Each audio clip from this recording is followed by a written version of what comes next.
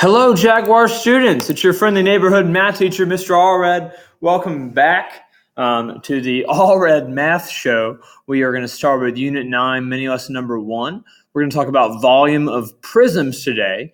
And by the end of the day, your learning goal is you should be able to explain how to find the volume of rectangular and triangular prisms, as well as other kinds of prisms. Okay? And I'm going to help you do that. Just like I usually do here in these notes with you today, okay? The first thing you need to know about volume is that it's the three-dimensional version of area, like we talked about in Unit 8. So everything we've done in Unit 8 is going to blend in here with Unit 9. All those formulas we talked about with trapezoids and triangles and rectangles, we're going to use those same formulas in this unit, plus we'll use some extra stuff as well to figure out the volume of these prisms. Okay, we'll talk about volume in this unit. We'll talk about surface area. That would be more like wrapping a Christmas present as opposed to filling it up with candy or something like that. And then we'll talk about changing dimensions of shapes and what happens to them later on in the unit as well. I think it'll be a good unit for you. It's usually my students' favorite unit of the year because most people like shapes and volume and three-dimensional shapes like that. Okay, we're going to go ahead and start with the notes real quick. Okay, the first thing we should talk about, like I said earlier, is what is volume at all. What is volume is it is the amount of space inside of a shape. The amount of space inside of a shape. You're definitely going to want to write that down, just like we always have in Mr. Allred's math class. Volume is the amount of space inside a shape.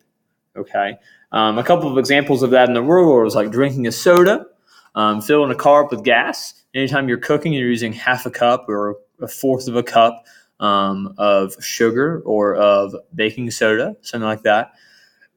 So you use volume when you do that. Whenever you clean your house, you want to make sure you don't use too much, concentrate when you're trying to mop the floor, or don't use too much bleach when you're trying to wash your clothes. It goes into that as well. Pools of water. When you jump into a swimming pool, you're jumping into a rectangular prism most of the time that has volume.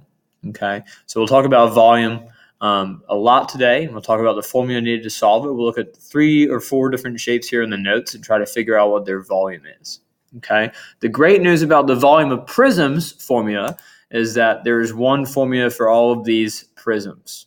Okay, the formula for the volume of a prism is that we're going to take the base and multiply it by the height.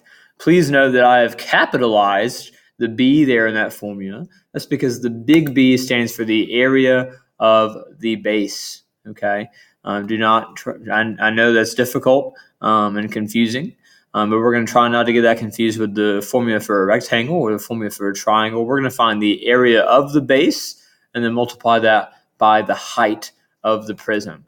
I always call the height the distance from base to base. Okay, when I'm talking about height.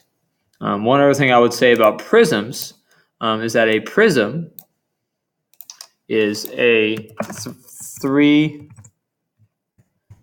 shape with 2 identical bases. You're definitely going to write that down as well. I'll put it right here for you. I wish I had typed that in already, but sometimes life happens to you and you forget to do certain things. A prism is a 3D shape with 2 identical bases. That's what a prism is. We'll talk about prisms and pyramids. That's why it's important that we have all those formulas written down. We talked about the formula for the volume of a prism. We talked about what a prism is. We talked about what the big B stands for. We talked about what the height of a prism is. So we're going to take what we just wrote down there in that formula, and we're going to look at this first example right here. This is a rectangular prism. I know that because it has a rectangle on both sides.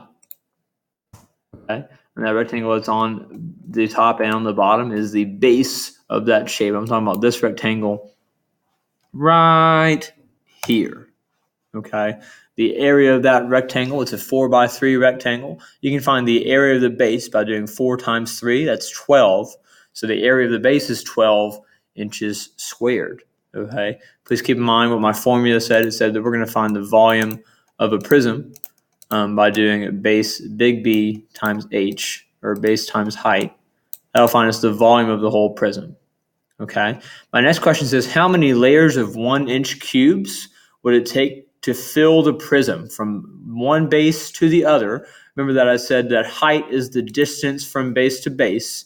So if I actually look here and I try to fill this thing up, if I filled it up to that line, I would have filled it up 1 inch. If I filled up one more line up to the top, I would have filled it up 2 inches up to that line. If I filled it up one more inch to the top, I would have filled it up 3 inches up to that line, and then 4 inches up to that line, and then 5 inches up to this very top line.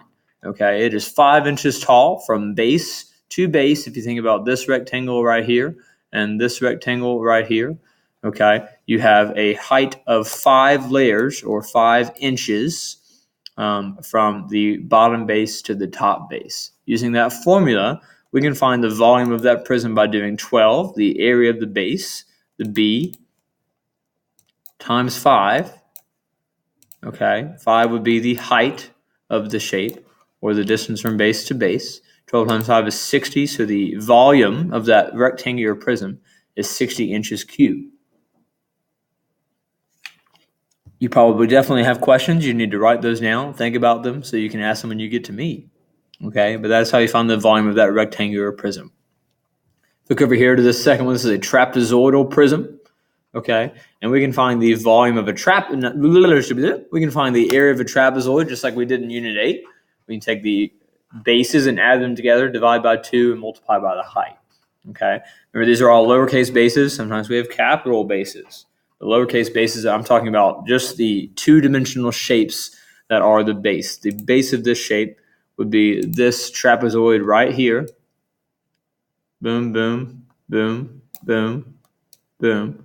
I know that because it's the same trapezoid all the way throughout the shape. If I took a knife and I cut the shape right down here, I would see that same trapezoid when I cut it right down the middle. That's how I know it's the base. Okay, the area of that trapezoid is 14 plus 8. The two different bases is 22. Half of that is 11. That's where I got 11 from. And it's 4 centimeters tall. 11 times 4 is 44 centimeters squared. The area of that trapezoid is 44 centimeters squared. Okay, so the thing about these 3D shapes is they're kind of hard to see when you try to think about what they actually look like. You need to keep in mind that this same trapezoid is actually on the other side of this shape right here. Okay, all the way on the other side of the shape is the same trapezoid that we saw in the front. Okay, so if I want to find the height of that shape, I'm thinking about the distance from base to base, just like I said earlier. And I could think about filling my shape up with water or up with candy, whatever you think about filling it with, and it would take me 10 different layers of 1 centimeter layers to fill up the entire shape from this base to the back one. Okay, so the height of that shape is 10 centimeters.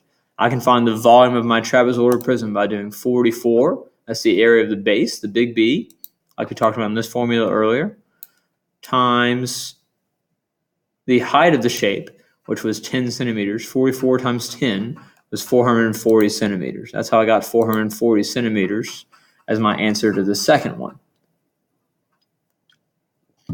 I know this is a lot to take in.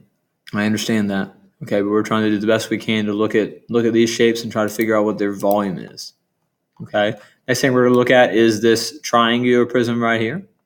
Okay, we can find the area of a triangle by doing 1/2 base times height, just like we said in Unit 8. Okay, if I think about this triangle right here as being the base of this shape, I know that because I see an identical triangle just like it on the other side of that shape on the other side. Okay, find the area of that triangle. We're going to do 3 times 4 divided by 2. 3 times 4 is 12. Half of that is 6. So the area of the base, the big B, from this formula is 6 inches squared. Okay, if I think about actually layering that shape with 1 inch layers all the way from the front to the back, then I can actually fill that shape 5 times from the front to the back. Oh gosh, I told it to fade out. Silly me. I could fill it 5 layers of 1 inch cubes from the front triangle to the back triangle, from the base to the base. That's the definition I gave you for height earlier. Okay, so I'm going to take my volume formula, take the area of the base, which was 6, and multiply by the height of the prism, which was 5. And it's going to give me 30 inches cubed. Okay, the height is a little tricky because sometimes these shapes are actually laying on their side instead of like standing on their base. Okay, so I need to think about what the base is of the shape. The base is whatever shape is identical on the other side of it. Okay, and the height is the distance from base to base. So anytime I can figure out what the distance from base to base is, I can figure out what the height is. Okay, I've done 3 examples there for you. You're going to do 1 more there on the front on your own. And check my answer key on the counter when you're done with that. And you're going to come to me in a second where you try to work through some of these some more and ask me any questions that you have about the understanding you have of those prisms on the front. Okay, a prism is a 3D shape with 2 identical bases. The formula for its volume is big B times H, where the big B stands for the area of the base and H stands for the distance from base to base. Thanks for your time. I know that video was a little bit longer than they usually are, and I apologize for that. Remember to stay classy. And of all my students I've ever taught, you are one of them. Thank you. Have a great day.